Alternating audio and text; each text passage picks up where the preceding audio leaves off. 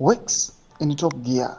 Parenyato Hospital refurbishment moves at lightning speed as contractor works 24/7 to meet deadline.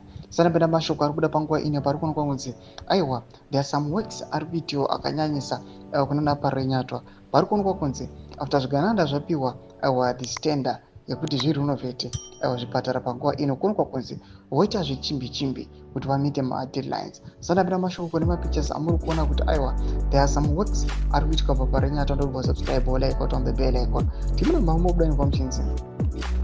Zimbabwe's healthcare system is getting a major boost. Presidential hospital refurbishment program is gaining momentum with the first consignment of materials already delivered to Parenyato hospitals. This marks a significant milestone in the project's progression, demonstrating the commitment to enhancing health infrastructure. The contractor Preview International Group of companies is working tirelessly 24/7 to ensure the project's timely completion. This major upgrade will not only improve Parenyato Hospital's facilities, but also contribute to Zimbabwe's goal of becoming an upper middle income society by providing better healthcare services to its citizens. All hospitals in Zimbabwe will be refurbished. Ndo mashoko ari kuda panguva ino zviri kubudiswa pachena kuti aiwa tenda yekurefabisha these hospitals dzemunyika yezimbabwe yakapuwa kuzvigananda uchionekwa kunzi now they are working 24/7.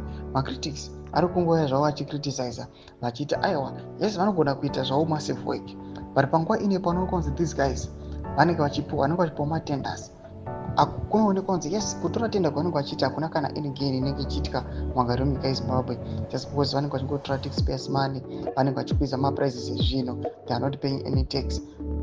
Profit vanenge vachingotora vachingopoketa vachiisa in their pockets. Mashoko ari kuda panguva ino ari kunyatsonekwa kunzi yes they might be doing massive and great work but its effect inoonekwa kunzi inozongoya yakangoita loss kune mugariro wemunyika yezimbabwe ivo zvavo vachizviita self enrichment.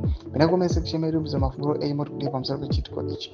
Pinangome section medu musanosubscribe like pamwe chete notomba bell icon.